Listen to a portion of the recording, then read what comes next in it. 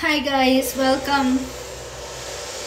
Galing! Welcome sa ating vlog! Wow! Nagpa-vlog! So, ganitong eksena natin tuwing hapon.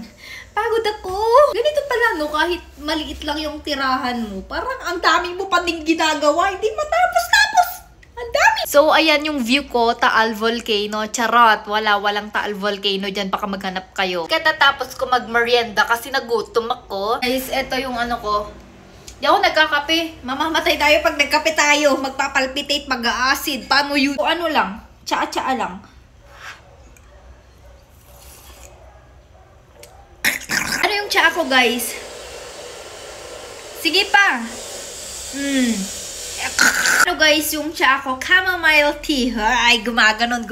Kasi acidic ako. So, yung chamomile tea, maganda daw yun para sa tiyan. And maganda din siya pang balance ng hormones and everything.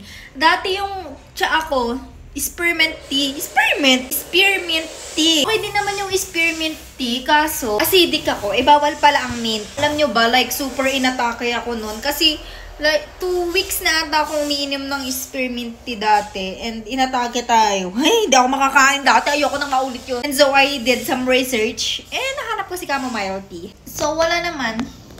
Uupo lang tayo while listening to the welding. While staring sa Taal Mayon Volcano.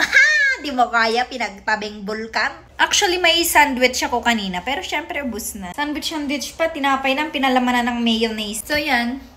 Magpapahinga lang tayo dahil nakakapagod maglinis sa mundong ito. So this is love.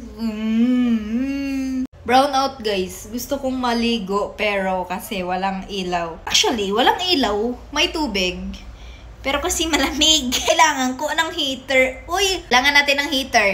Dahil ang tubig dito ay nangangagat ba. Upuan ko guys oh. Like, it's super comfortable and everything in between the universe and the world.